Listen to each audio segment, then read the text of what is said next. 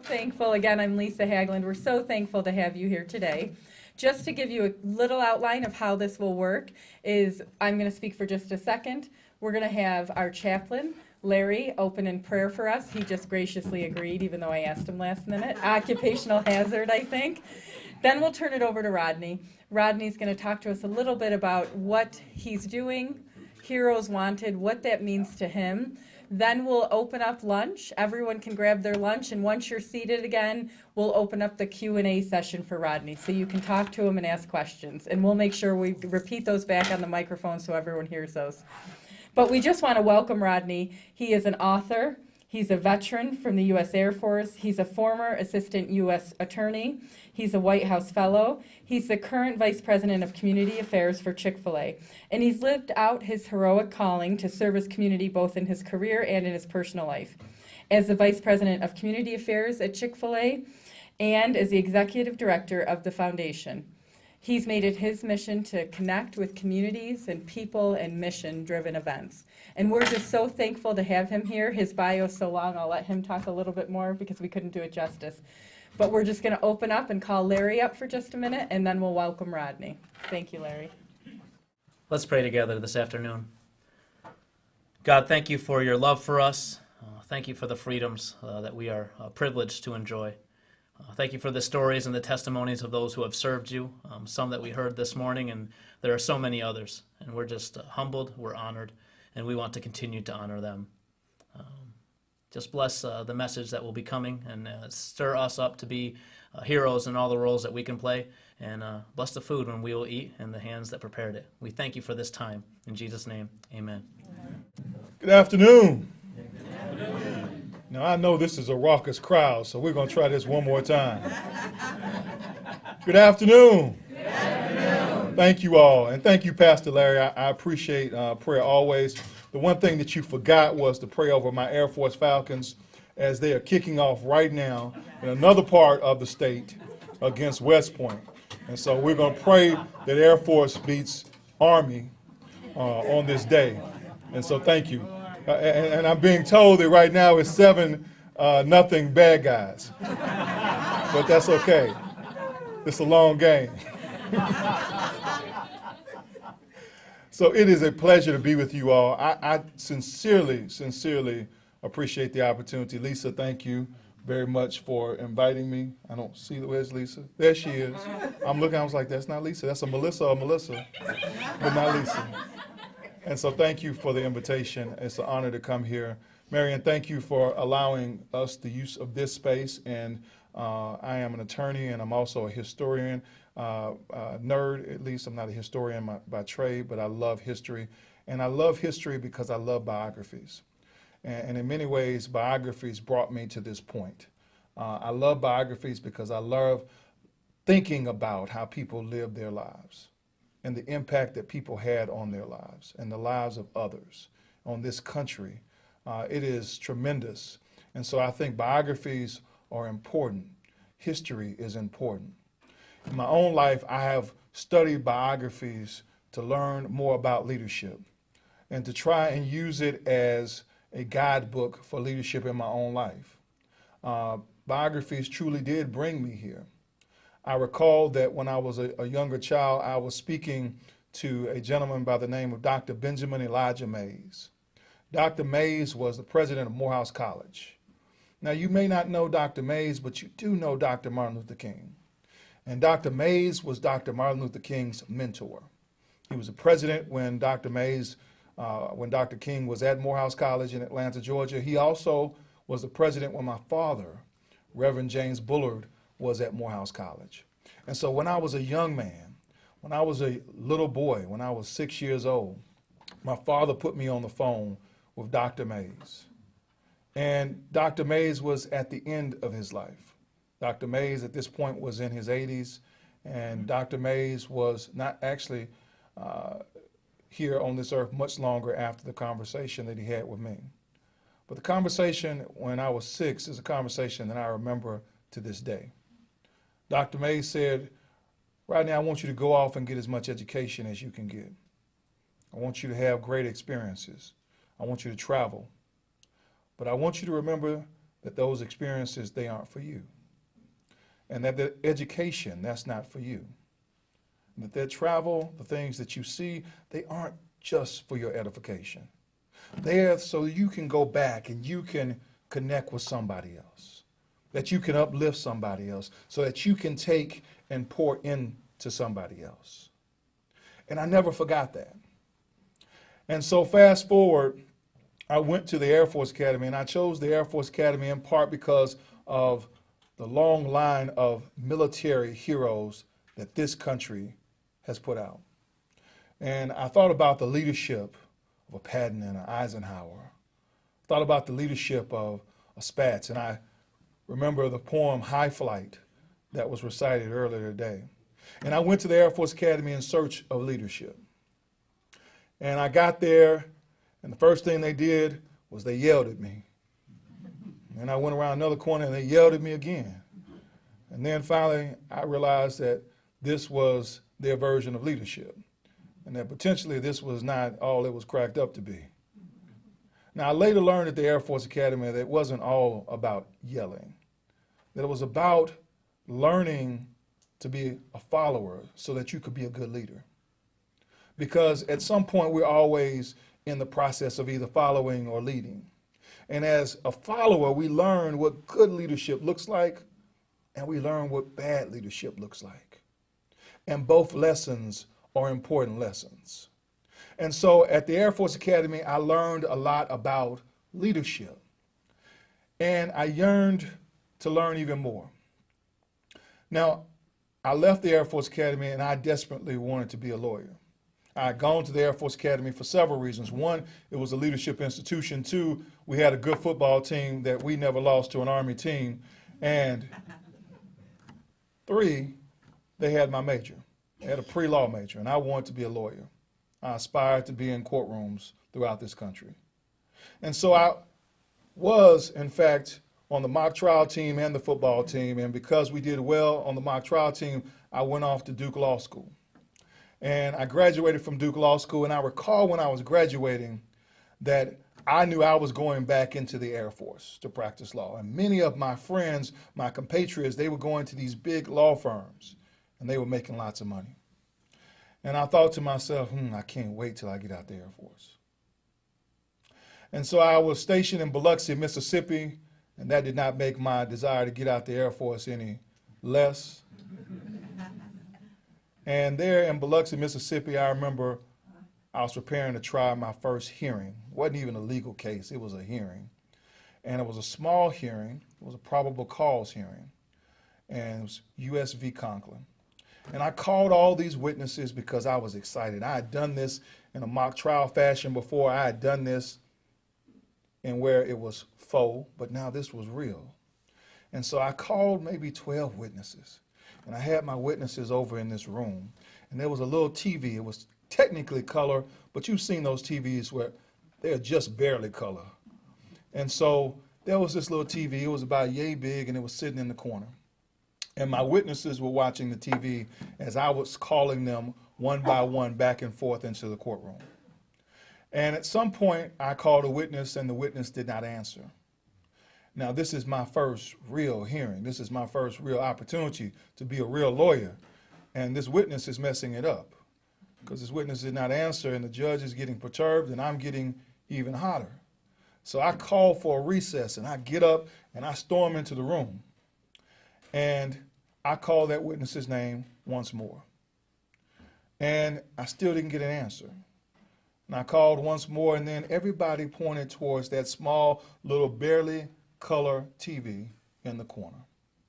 And as I looked at that television, I noticed that there were two towers, and they had smoke billowing from them.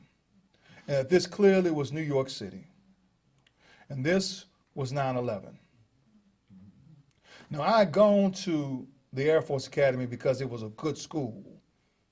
I had gone to the Air Force Academy because it had a good football team. I had gone to the Air Force Academy because they had my major. But now, in this moment, I realized that my service was bigger than just a good school. That my service was bigger than the potential of a law firm or a job one day. that my opportunity to give back was bigger than that. We had been attacked. It wasn't I had been attacked. It wasn't my community had been attacked. It wasn't my state had been attacked. It wasn't my school had been attacked. We all had been attacked. Our way of life, our thinking. And it reminded me very clearly that we have so much more in common than we have apart. Fast forward, I was a White House fellow, had an opportunity to serve at the White House as a White House fellow and at NASA. And on the third day of my fellowship, Hurricane Katrina hit. Now, I had lived in Biloxi, Mississippi. I knew the area well. Hurricane Katrina hit and tormented the Gulf Coast. And one of the things that I realized in that process was that businesses, that nonprofits, and that government all can work together to improve the lives of our community. Because in some areas, government was ineffectual. Government was not even able to provide. In some areas, nonprofits couldn't get in. But there was this trinity, this ability of everybody to work together. And so I never forgot that. Fast forward, I come back to my hometown of Atlanta, Georgia, and I get a chance to meet a guy by the name of Dan Cathy. Now, Dan is the CEO of Chick-fil-A now, and Dan started to talk about his heart for the city of Atlanta. And eventually I came on to Chick-fil-A to work and to start the Chick-fil-A Foundation and to start community affairs and community service at Chick-fil-A. In my first few days there, I got a chance to meet a man by the name of S. Truett Cathy. Truett Cathy is founder of Chick-fil-A, Dan's father. Truett at this point was about 90 years old. And I remember going in and I said that I love biographies. So I knew about Truett's biography because I grew up in Atlanta, Georgia, the home of Chick-fil-A. I had gone through South DeKalb Mall and I would go get the little samples of chicken nuggets 2 and 3 times because I would just keep going back and forth. And so I looked up who started and founded Chick-fil-A, and I knew Truett Cathy. So this was a big moment for me. So I got a chance to go in, and Truett says, "I've been waiting to see you." And I'm like, "Oh, I've been waiting to see you too." And he says, "I want to tell you 2 things." He says, "One, that Dan guy, my son, he hired you, but you don't work for him. You work for me." I said, "Well, yes, sir, I appreciate that." And 2, he said, "You know, this chicken sandwich, the service and the hospitality in our stores, is bigger than just in our stores. That this company is about service. In fact, our purpose doesn't say anything about chicken sandwiches. Our purpose says that we are here to glorify God by being a good and faithful steward of all that he has entrusted us with, and to have a positive influence on everyone who comes in contact with Chick-fil-A." Doesn't say anything about waffle fries, lemonade, classic chicken sandwich. And so he said, "I want you to remember that." And I think about that. I think about that when I think about our stores and our restaurants and the stories of the people who come in, the backgrounds of the people who come in. Some come to celebrate, some come to get away. Some come with all sorts of heroism, and some come shameful, hiding from something. I think about that when I look out across this room, because you never know who you're talking to. You never know the story of who you're talking to.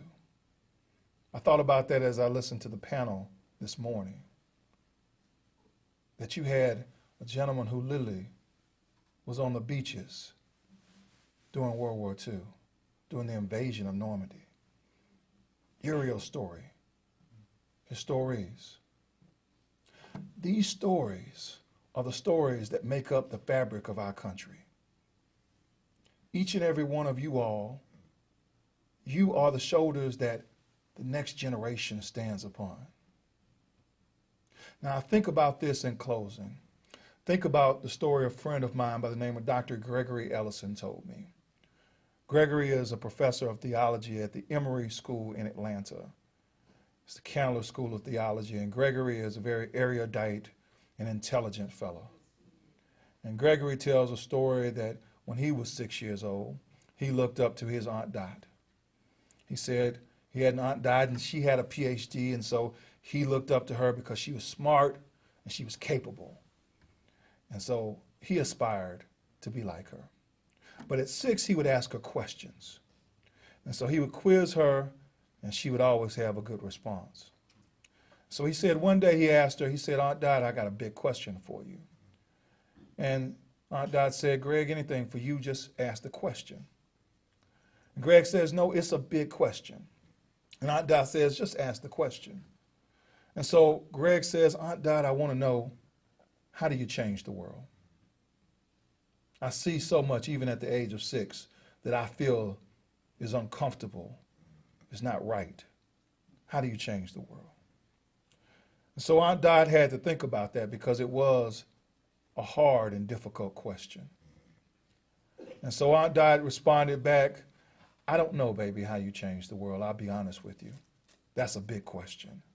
But I do know this. I know you can impact the 3 feet around you. I know you can recognize people who others don't recognize. I know you can get to know people's stories. I know you can connect and help people in your own way, in your own space, in your own time. I think about that now because we are living in a time that is divided. We're living in a time where we need to reach out across our 3 feet. We need to recognize that we have more in common than we have different. We need to continue the mission that we were given when we first enlisted, when we first signed up on the dotted line to serve this country. We need to remember that we all are somebody else's hero. Doesn't matter our own difficulties in our own lives, but we are. This is important to me, and this is my final story. It's important to me because when I was in first grade, I went to a very prestigious private school that my mother, an educator, and my father, a Baptist minister, scraped to send me to. And when I went there, I didn't have a clue that they were scraping to send me to this prestigious private school. But I did know when I got there, I was having a difficult time reading, and I was falling behind. And at some point, one of the administrators called my mother and said, Mrs. Bullard, Rodney's a fine young man, but he's not reading on grade level. And my mother, an educator, had a choice to make. She had a choice as to whether or not she was going to allow this prestigious private school to put me in a developmentally slower class, or whether or not she was going to move me and put me in another school. My mother chose to put me in another school. And I went to Rainbow Christian Church School in Decatur, Georgia on Columbia Drive. It is and was a much less prestigious school. It is no longer in existence as the other school still thrives in Atlanta. But I remember on my first day I got to Rainbow Christian Church School and I met a little lady by the name of Mrs. Adams. Mrs. Adams didn't look like me. She didn't come from the community that I grew up in. There were very few similarities from my point of view. And I cried because Mrs. Adams was the first gnome that I ever met. Mrs. Adams was about this tall. And so I was taller than Mrs. Adams even in first grade. That's true. I have pictures to show it. And I got there and I was also crying because I was afraid that Mrs. Adams would learn that I was not reading on grade level. And so the school year progresses, and at the end of the school year, Mrs. Adams calls my mother as well. She says, Mrs. Bullard, Rodney's a fine young man. We enjoy having him in our class, but he's not reading on grade level. But what she said next was interesting. She said, but I would like to take him for the summer. I would like for him to come visit me, and I would like to teach him phonetically to read. And Mrs. Adams did just that. And I went to Mrs. Adams' neighborhood, Avondale Estates. It wasn't far from my neighborhood from a mileage standpoint, but it was worlds away in every other fashion. So I got to Mrs. Adams' home, and I remember that in the months of June, July, and August, I would watch all the kids outside playing. And I thought that this was drudgery. Now I'm an adult, I realized that I was giving up my summer, but so was Mrs. Adams. And so I did my best. And at the end of those 3 months, I was reading 2 to 3 grade levels ahead of my peers. I wouldn't have gone to any of the schools that I did if it were not for Mrs. Adams' investment. She used her 3 feet in the way in which she could use her 3 feet. She wasn't a governor, she wasn't a president, she wasn't a CEO, but she was just what I needed at that time. She was more important than a CEO, more important than a president, more important than a governor in my life. Each and every one of us has a Mrs. Adams in us. Each and every one of you all has already had a lifetime of Mrs. Adams moments you've given to our country. And I thank you and I commend you for that. But I tell you this, and I'll leave you with this, your mission is not over. We still need you to give to our country. We still need you to give to the little ones. We still need you to give to this community, because we're relying on your stories. We're relying on your wisdom. And we need all of that in its fullest measure. Thank you. God bless.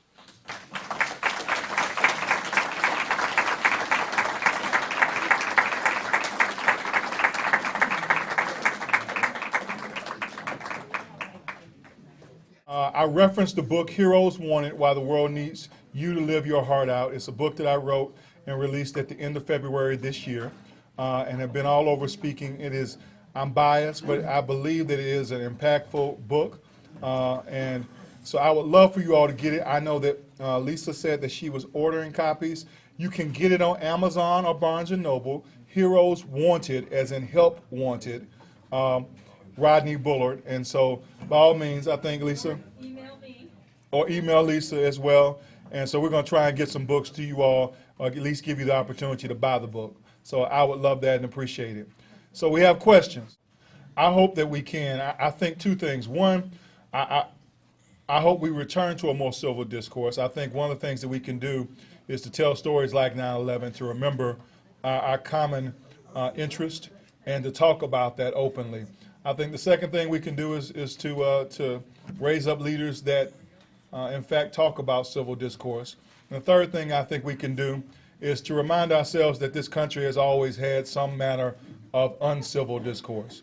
We don't have canings on the floor of the Senate as we had in the 1800s. We don't have duels as Hamilton and Alexander Hamilton had. So there's always been some manner of difficulty in our political process, but it has been exacerbated by the media and social media and other and the like. So I think we have to do that. Just remind ourselves that we have more in common than we have different. So USB Conklin, was being prosecuted for child pornography. Frankly, the young man just didn't know. We did successfully prosecute him. His case actually later was overturned on appeal that went up to the Air Force Court of Appeals. And it was overturned because even though the prosecution was successful and we were right in prosecuting him, he had hooked his computer up to a whole bunch of other computers, and he really didn't know. When we be bringing Chick-fil-A to Jamestown? Great question. Well, I tell you, so one, I'm not in charge of real estate, but you do have an evangelist. And I'm going to go back and tell folks that Jamestown is absolutely amazing and that we should get a little bit closer than Erie, Pennsylvania. What inspired you to write your book? So I was inspired by some of the questions that you all have asked. I was inspired because I saw what happens when our society and our community doesn't have heroes. I've seen the lack and the despair. I've also seen our division and our discord, and I think that it's interesting. A friend of mine ran for governor in Missouri. and he ran as a staunch Republican. A friend of mine is running for governor in Georgia, and she is a liberal Democrat. And they, quite frankly, if you boil it down, they say the same things. And whether you're in rural Georgia or whether you're in urban Atlanta, the problems persist. It's still a problem of education. It's still a problem of jobs and money. And so at the end of the day, we have more in common than we have apart, and we need to find common solutions. And so that's one of the reasons why I wrote the book. You ever follow up with that lady that invested in you? So Mrs. Adams, excellent question to end on. I have searched for Mrs. Adams. Her son's name was Chandler, and I have stalked Chandler Adams throughout the country. There's one in North Carolina who I believe probably has a restraining order against me because he fits all of the demographics of being her son, and so I haven't given up that he in fact may be her son. So I have not, but I did. I was in touch by serendipity with my second grade teacher, who really bore the fruits of Mrs. Adams' work. And I worked with her son. He was an FBI agent when I was a U.S. attorney, and we worked on cases together. And he talked to me about how she was just marveled at how much Mrs. Adams had poured into me and how much that made a difference even in second grade. So thank you for the question. Thank you, Rodney. Bless you all.